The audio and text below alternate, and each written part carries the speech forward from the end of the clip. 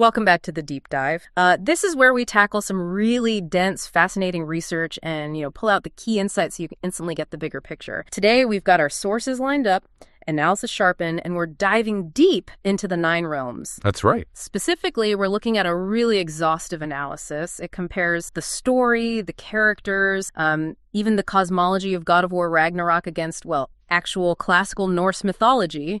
Yeah. And we're not just pointing fingers or listing mistakes. It's more about understanding the creative choices. Exactly. That's the mission today. It's not about just finding inaccuracies. It's about exploring why the creators made certain narrative choices. We want to see where they stuck close to the core myths, sometimes the really obscure stuff, and maybe more importantly, where they deliberately went in a different direction, especially to create, a story driven by more modern character feelings, particularly around Ragnarok itself. Yeah, that difference, right? Intentional adaptation versus maybe just that's what makes this kind of deep dive really rewarding. Okay, so let's unpack. And we really have to start with big play, gods themselves. Some of the most startling changes seem to revolve around family ties, especially with Odin, and huge shifts, what's driving everyone towards that final war. Right, let's start with Loki, or Atreus as we know in the game. Now, the biggest change is obvious, a Greek-raised kid instead of the Norse trickster giant. But there are these little touches. The sources point out a kind of fun, minor detail. Sometimes Atreus' silhouette appears with little horns. Ooh, yeah. Yeah. It's seen as a nod to how Loki was sometimes shown visually in certain bits of Norse culture. It shows they did look into the visual side, even while changing, everything else about him. It's a neat little Easter egg, definitely. Yeah. But that visual nod is, it's pretty small compared to the mass Fenrir. In the game, Fenrir is Loki's pet wolf, right? Yeah. Like a companion he bonds with. And here's where we hit a huge mythological wall, a big one. In the Eddas, the original texts, Fenrir isn't a pet. He's Loki's biological son. Yeah, with the giantess Angrboda. And this wolf, he's not just some animal. He's terrifying. He fulfills prophecies. He can actually speak fluently with the Aesir gods before they manage to chain him up. So turning him into this sort of loyal, tame companion, it completely changes the whole vibe of that apocalyptic prophecy. It domesticates it, really. So why do that? Was it just too complicated, story-wise, to have Kratos potentially fighting his own grandson? Or does it just help Atreus' character arc more? I think it's definitely the latter. The source material points out that the game creators, they seem to know about the original parentage. Yeah. So they came up with this creative, very high fantasy explanation, this soul spell. Soul spell, right. Yeah. Loki and Angrboda use this magic, transfer the wolf's soul into another body. And apparently that's also how they create Jörmungandr, the world serpent. So it's like they acknowledge the original family tree, the theory, but they totally change how it happens. It gives the characters agency over their supposed destiny. Right. It makes it feel less like this unstoppable ancient fate and more like a personal, emotional. Okay, let's shift to the Allfather Odin. His portrayal in the game, especially after Baldur died in the last, feels almost, restrained. Compared to the myths, the analysis calls him awfully forgiving, like he genuinely Kratos. Oh, the contrast here is absolutely fundamental. If you want to understand the game's whole approach to narrative, this is key. The Odin from the myth, he was all about swift, brutal, often totally disproportionate revenge, especially if someone hurt his family or challenged. Baldur's death in the myths wasn't met with careful political thinking. It was pure, instant, visceral rage. And the sources give some really extreme details here, don't they, to show just how monstrously efficient. Mythological Odin, after Baldur died, didn't pause. He immediately fathered another son, Vali, magically grew him to full adulthood in one day. One day. And then ordered him to kill her, the guy who threw the mistletoe, but, completely. And it's just calculated cruelty at magic. But even that pales a bit compared to what he did to Loki. That's where the mythical horror really, really ramps up. Odin decided Loki was ultimately responsible for Baldur's death. So he hunted him down, killed Loki's innocent son, Narfi. Oh, wow. And then used Narfi's actual guts, his inside, to tie Loki down in a cave. And then arranged for snake venom to drip constantly onto his face, left him there in agony until Ragnarok started. So you put that kind of instant, permanent, visceral punishment next to the game's version, where Odin basically just offers Kratos this manipulative... Yeah, Kratos and Atreus really, really got off, as the source puts it. The game swapped out that terrifying, almost body horror magic for psychological manipulation, political terror. Exactly. It makes Odin feel more like a villain we'd wreck a day, right? The manipulator, the gas, not just the absolute vengeful god stories. And speaking of vengeance, Freya's motivation gets a huge overhaul too. In the game, her whole arc, at least initially, is super focused on one, getting revenge on Kratos for killing Baldur. Yeah. And mythically, her goal was completely different. It was broader, much more tragic, really. She wanted to bring Baldur back from the dead. Resurrection. She used all her power to try and force every single being, every plant, every rock in all the realms to weep for him. The idea was, if everything cried, hell might release him. So changing her into just this like single-minded warrior out for blood. It's a massive shift away from that universal grief story. It makes her rage more focused, more actionable for a game. What's also interesting in that shift is how it makes her family seem smaller. Like, she acts as if Baldur was her only kid. But if you go with the common idea that Freya and Frigg might be the same goddess, or at least heavily merge, she should have other kids, right? Definitely. At least 2 daughters, Oh, yeah. Fornos and Chrysanthemum, and potentially 2 other sons, Horud and Hermor. By leaving them out, it makes Baldur's death feel like her only tragedy. Ramps up the drama and her focus on Kratos. And sticking with Freya, there's another really specific mythical detail the game seems to just ignore for her tears. Ah, yeah, the golden tears. Right. Mythically, Freya's tears are supposed to turn into solid. There's that story about her crying over her husband Ora and her tears. But when Baldur died at the end of the last game, no gold tear, nothing. It feels like they just ditched that subtle, kind of luxurious aspect of her power. Maybe it just didn't fit the gritty, grim visual style they were going for. Probably. It's a small detail, but it shows a choice. Prioritize the game's tone over a very specific, established mythological trait. Okay, let's move from the gods to the things they carry, the legendary artifacts. And we have to start with Mjolnir, Thor's, the rules around it, and they raise some immediate kind of physical questions. Mjolnir's a big one, yeah. Mythologically, Thor can't actually wield it properly without 2 key items: his iron gauntlets, Jarngreipr, and his belt of strength, Megingjörri. Now, he wears a belt in the game, which is good, that doubles his strength, mythologically accurate, but the gauntlets, they're just gone, visibly missing. And those gauntlets weren't just for looks, were they? They were necessary to grip the hammer because the handle was supposedly, incredibly hot. Incandescently hot, yeah. And also to manage its sheer impossible weight. So by taking away the gauntlets, the game kind of removes the physical need for those divine accessories. It makes wielding it seem easier. Which brings us neatly to the weight. Mjolnir is described as possibly the heaviest single object in all of Norse mythology, cosmically. Right. Yet in the game, we see Thor handling it pretty casually.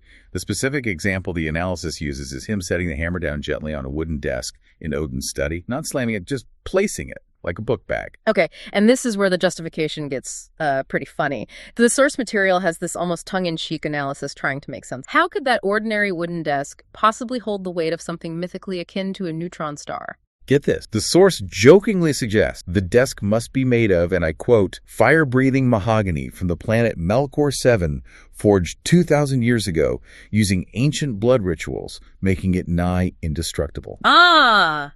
That's amazing. It perfectly shows how far you have to bend the internal logic or just ignore it to let basic video game stuff happen. Like having furniture that doesn't instantly vaporize when a god puts his hammer down. If you need fire-breathing space wood, yeah, you've definitely left mythological physics behind. Okay, what about Kratos' main weapon, the Leviathan axe? There was that fan theory for ages, wasn't there? That it was actually Levitine from Norse myth, like a deliberate connection. Yeah, that theory was popular, but we can pretty much put that one to bed now. The evidence against it is really strong. How so? Well, first, the game is very clear. Brock and Sindri forged the Leviathan axe. Mythically, Levitine was forged by Loki, and its original name wasn't even Levitine, it was Hefatine. Different creator, different name. Exactly. And even more damning, look at the translations. Levitine means something like wounding wand, and fatine is sure striking dart. Neither of those sounds anything like an axe. So, name, creator, description, the theory just doesn't hold. That makes sense. Which actually leads us into a bigger, maybe more thematic inconsistency, the whole idea of dwarven craftsmanship. Brock and Sindri are constantly hyped up as the absolute best supernatural craftsmen ever, right? Making things like Mjolnir that last for centuries in the myths. Right, which makes you wonder, why is Kratos so incredibly hard on his gear? The sources point out that between the 2018 game and Ragnarok, just 3 years, he apparently destroyed all his dwarf-forged armor, had to get it all replaced. For 3 years, for armor made by the best smiths ever. Exactly. Compare that to Mjolnir or Odin's ring Draupnir, which are meant to last basically forever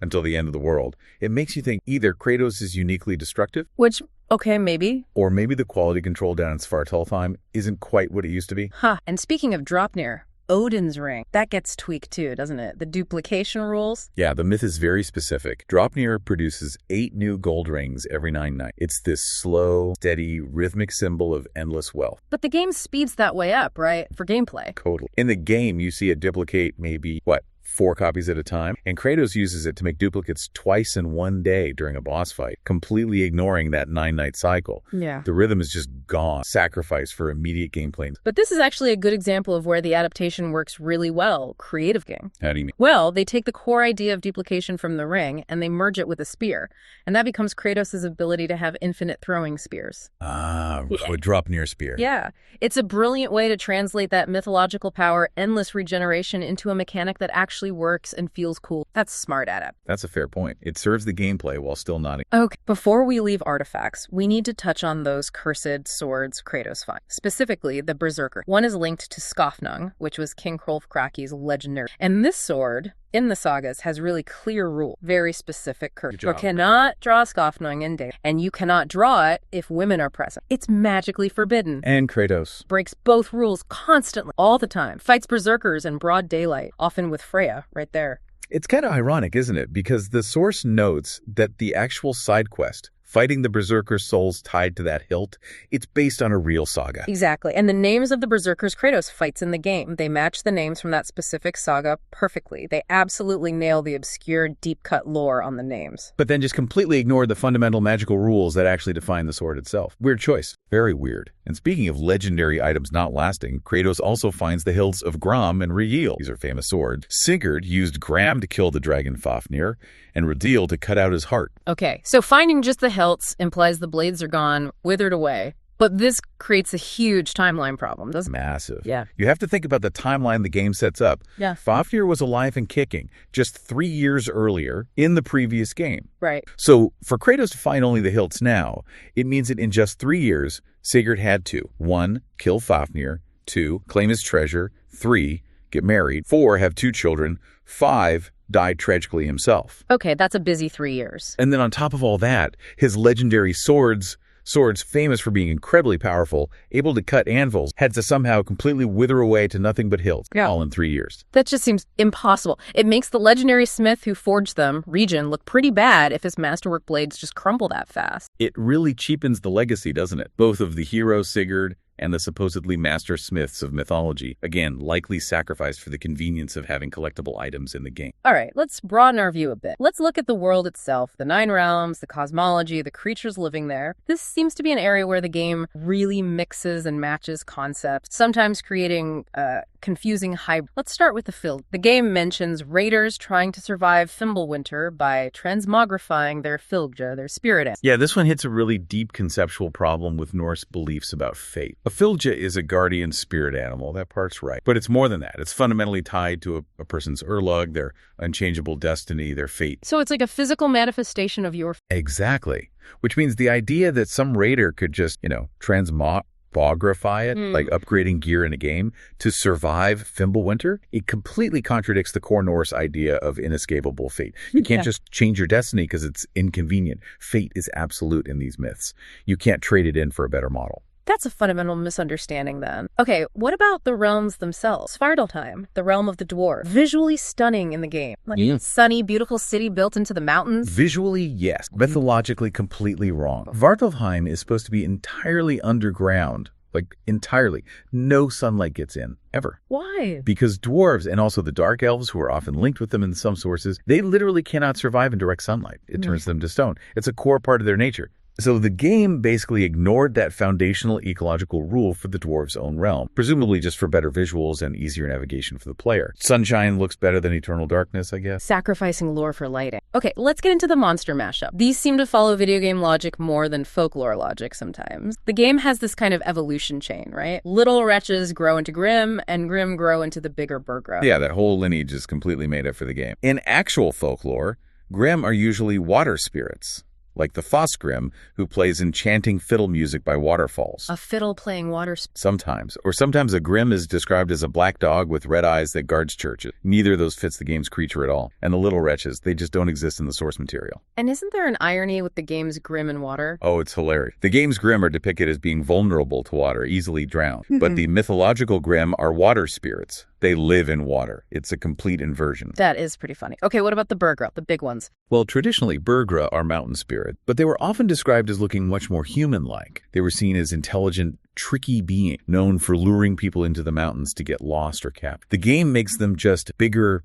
beastlier versions of the Grimm, much less intelligent. More human-like. How human-like? Well, the source material digs up this really provocative, obscure historical fact to illustrate the point. Apparently, back in the 1600s, there was an actual case where a man was executed. Executed for what? For allegedly having sexual relations with a female mountain spirit, a Bergstra. Wow, okay. Yeah. So that definitely points towards a much more humanoid, less monstrous depiction in common folklore compared to the game's big brutes.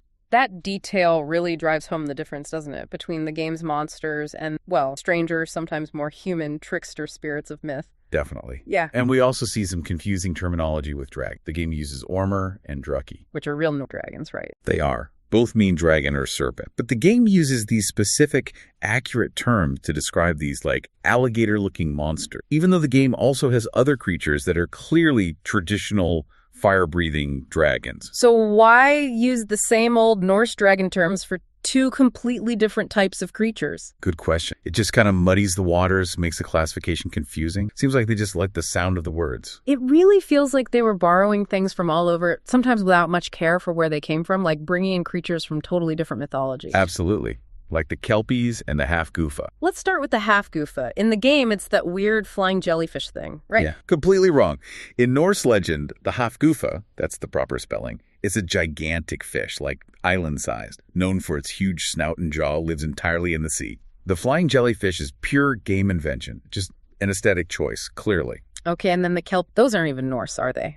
Not at all. Kelpies are straight out of Celtic mythology, Scottish most, and they are famously nasty pieces of work. Oh, so? They're malevolent water horses. They lure people, especially children, onto their backs, then dive underwater and drown them. And mythically, if you touch a Kelpie, your hand sticks to its flesh, and you can't get away. You're dragged down. Okay, that sounds terrifying. But the game's kelp is surprisingly friendly. It's basically a helpful, tame water horse steed that guides Kratos through dangerous areas. It's a complete 180 from its mythical character. So they took a monster from a totally different culture and just flipped its entire personality. Pretty much. Swapped its core malevolent nature for gameplay convenience, needed a helpful water mount, found the name Kelpie, ignored the actual myth. And finally, under this sort of cultural blending, we have the dream charm. The game itself confirms what it is, right? Yeah, the lore entry basically says it's a recreation of a Native American dream catcher. And dream catchers traditionally are meant to protect you from nightmares, to filter them out. But there's a contradiction right there in the gameplay, isn't there? A big one. You get this charm that's supposed to stop nightmares, but throughout the game, Kratos and Atreus are constantly attacked by, well, literal physical manifestations of nightmares. So the charm is basically useless against the very thing it's supposed to protect against in the game's own world. Exactly. It's an interesting cultural reference, but it's immediately contradicted by the game's own mechanics and enemy. Okay, now we get to the big one. Ragnarok itself, the end of the world. And this is where the creators made some really huge choices, fundamentally changing it from this preordained cyclical doom into something more like chaotic family drama. Let's start with Thor's death. Right. The prophecy is crystal clear on this, isn't it? Thor kills the world serpent, Jörmungandr, but then dies from the serpent's poison breath, Momandr. Exactly. And the game actually sets this up beautifully. Remember in the last game, Kratos imbued the Leviathan axe with Jormungandr's poison. Well, in Ragnarok, when Kratos hits Thor with that axe, the wound doesn't heal. It's poisoned. It's a fantastic narrative link, directly referencing the prophecy. You think, okay, here it comes. But then that's not what happens. Nope. Complete subversion. Thor isn't killed by the poison fulfilling the prophecy. He's killed by Odin, his own father. Why? What was the point of setting up the poison wound then? That's the question the analysis raised. It feels like they prioritized the shock value of the familial betrayal, Odin killing his son, over the fatalistic weight of the prophecy. It makes Thor's death about Odin's cruelty, not cosmic destiny. It really changes the theme, doesn't it? It makes the killer internal strife, family issues, rather than this external inescapable fate represented by the serpent. Ragnarok becomes a choice, not just a prophecy out. Precisely. And we see another huge change with Surt, the fire giant. Mythically, Surtur is this immense, singular being destined to engulf the world in flame. You have consort, Sinmara, a pale giantess, but they are separate entities. But the game does that weird fusion thing. Yeah. It has Surt and Sinmara's love for each other cause them to literally merge, physically combine into one single colossal being that the game just calls Ragnarok. So the apocalypse becomes a being born of destructive love. Kind of, yeah. Which is, dramatically interesting, but mythologically. Surt was plenty big enough and destructive enough to destroy Asgard all by himself. He didn't need a fusion dance. It changes the nature of the destroyer. And maybe even more significantly, the game just skips over most of the required triggers, the necessary steps that lead to Ragnarok in the myth. It robs the event of that slow building sense of inevitability. What kind of triggers are missing? Key things like the breaking of the chains binding Loki, the snapping of Gleipnir, the magical ribbon holding Fenrir. Critically, the crowing of the three roosters, Gillinkambi, Shalar, and an unnamed one in Hell, which are the explicit signals that the war has begun. begun. And wasn't there a ship? Yes, the completion of Naglfar, the horrifying ship made from the fingernails and toenails of the dead. That ship is supposed to carry the army of the dead to the final battle, captained by Loki or the giant Rime. None of these precursors happen in the game. So without those steps, Ragnarok feels less like the prophesied end of a world cycle. And more like just a sudden big battle, a chaotic military attack launched by the character's immediate choice, not by the slow turning of cosmic divine clockwork. We also see this with Freyr's death. Mythologically, Freyr's death at Ragnarok is really significant. He dies fighting Surt, specifically because he previously gave away his magic sword, the one that could fight on its own. So he has to fight with, what was it, an antler? Exactly. He fights with an antler and dies. His death is a direct consequence of a past choice, a moral lesson about being disarmed because of, well, love or generosity, depending on the telling. But in the game, he has a sword, doesn't he? He does. He fights bravely with his proper sword. But Surtur still kills him anyway, just amidst the general chaos of the battle. So his death loses that specific mythological meaning. It's just a sad moment for a heroic character, but it's not tied to that consequence, that specific reason from the myth anymore. Right. It's tragedy, but without the original symbolic weight. Okay, let's look at what happens after the battle. The post-Ragnarok world. This is maybe where the game deviates the most drastically from the apocalyptic tone of the myths. How so? The myths paint a picture of almost total destruction. Utter devastation. Mythologically, Fimbulwinter, the great winter preceding Ragnarok, wipes out almost all life. Only 2 humans are prophesied to survive, Lif and Lifrasir, who hide inside the World Tree in Hodimima's Holt to repopulate the Earth. Just 2. But the game shows loads of survivors, doesn't it? Tons. Not just gods like Freya, Mimir, Kratos, and Atreus, but loads of ordinary human refugees from Midgard are shown surviving and rebuilding. It completely changes the ending from this slate-wiping, near-total apocalypse and rebirth. To more like localized regime change in Asgard, with humanity mostly okay. Exactly. It softens the ending considerably. Although, one interesting point of inheritance does sort of survive. What's that? The fate of Mjolnir. There's a prophecy told by the giant Vafahrunir in one poem that after Ragnarok, Thor's sons Magni and Modi would inherit his hammer. But the game kills both of them off before Ragnarok starts. Right, but the ending of the game makes a point of showing Thor's daughter, Thrud, picking up and claiming Mjolnir. So while the specific heirs are changed, the core idea of the hammer staying within Thor's bloodline, being passed down to the next generation, is kept. That feels like a deliberate, respectful adaptation. Okay, one last creature location point related to Ragnarok. Garm, the giant hellhound. Garm. His location in the game is a bit off. He's found deep within Helheim in this massive, complex area. The Eddas usually describe his location, Namek Cave, as being near the entrance to Helheim. It's a simpler. But the bigger issue is the timing of prey. Absolutely crucial. Mythologically, Garm breaking free from his chains is one of the major signs that Ragnarok is literally beginning. He doesn't get loose beforehand, but in the game, his escape happens much earlier. And not only that, the game gives him this completely new ability, tearing holes in reality, creating rifts between the realms. Which he doesn't have in the myths. Not at all. He's a terrifying hound, guardian of hell, but not a reality. It feels very much like they gave him that power purely as a plot device to create convenient portals for Kratos to travel through for a specific quest. So hovering over this entire Norse saga is the massive elephant in the room, or maybe the Smartan in the room, Kratos himself, a Greek god plopped into Norse mythology, and his very presence seems to just shatter the timeline, creating problems that ripple through the whole Norse lore presented in the game. Oh, the timeline is a glorious, fascinating mess. Let's look specifically at the Spartan timeline, as the source calls it. Mimir tells a story, right, where he mentions Kratos was apparently present during the Trojan War, the whole Iliad thing, the horse that was not as it appeared. This suggests Kratos was around during that period of Greek history. Okay, seems straightforward enough. But wait, isn't there a massive contradiction from the earlier games? Huge. God of War 2 explicitly established that Kratos became the god of war, finished his initial rampages,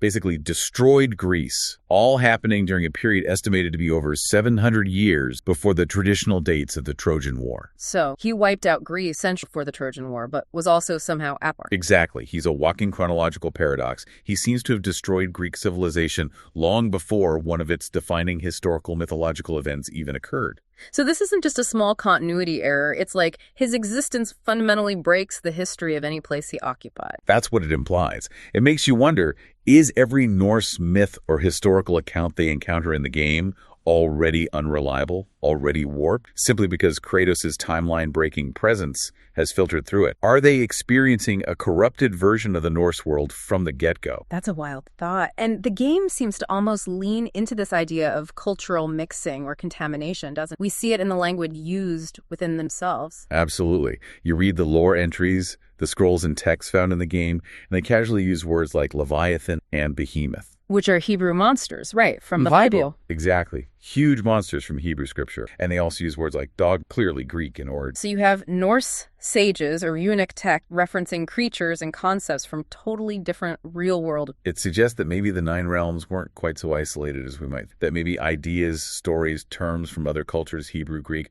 were already somehow present or known within the Norse world before Kratos even arrived. The realms might have been porous all along. Which makes Kratos' arrival less of a unique contamination and more like accelerating an existing process. Possibly. And the ultimate symbol of this blending is how the game handles Kratos' identity within the Norse system. They identify him as Farboti, right? Yes, the giants, and later Kratos himself, except that he is Farboti, who, in actual Norse mythology, is the Jotun father of Loki. Which is narratively brilliant, of course. It puts Kratos right at the heart of the central family drama and prophecy. Dramatically, yes. Mythologically, it's an absolute impossibility. Farboti was a giant, an elemental force associated with wildfire striking wood. He wasn't a Spartan warrior, and certainly not a transplanted Greek god. It's the ultimate rewrite, grafting the Greek protagonist directly onto the Norse family tree, solidifying this idea that the game's Norse pantheon is fundamentally a hybrid, reshaped by the needs of Kratos' story. And then there's one last, really blatant example of cross-cultural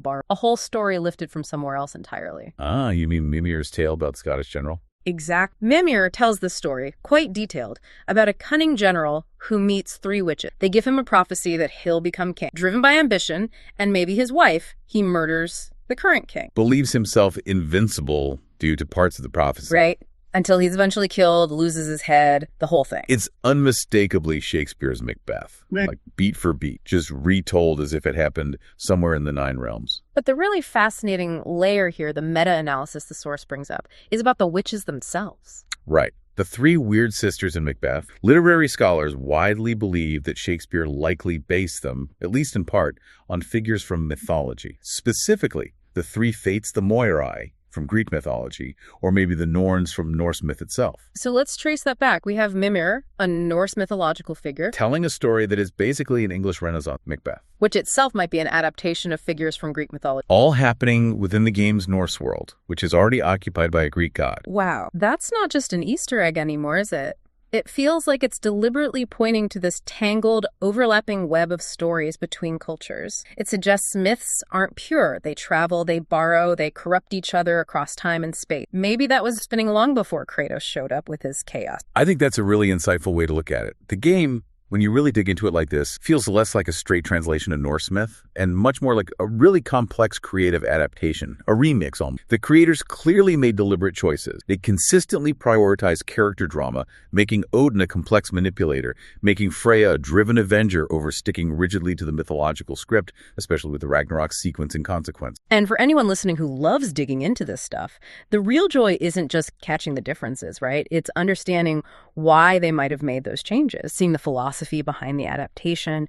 We saw how changing just one seemingly small detail, like how Fenrir is related to Loki, sends huge ripples through the whole story. It takes the edge off the apocalypse, makes it more about family and choice than unavoidable. Absolutely. And we've laid out how this game's version of the Nine Realms isn't purely Norse. It's got Greek words, Hebrew monsters, Shakespearean plots woven, all revolving around a Greek protagonist whose very presence bends the time. So, wrapping this all up, what is it really for how all this evidence, the foreign term, Kratos breaking the timeline just by final kind of provocative thought? If these all arrived, how much had already erupted?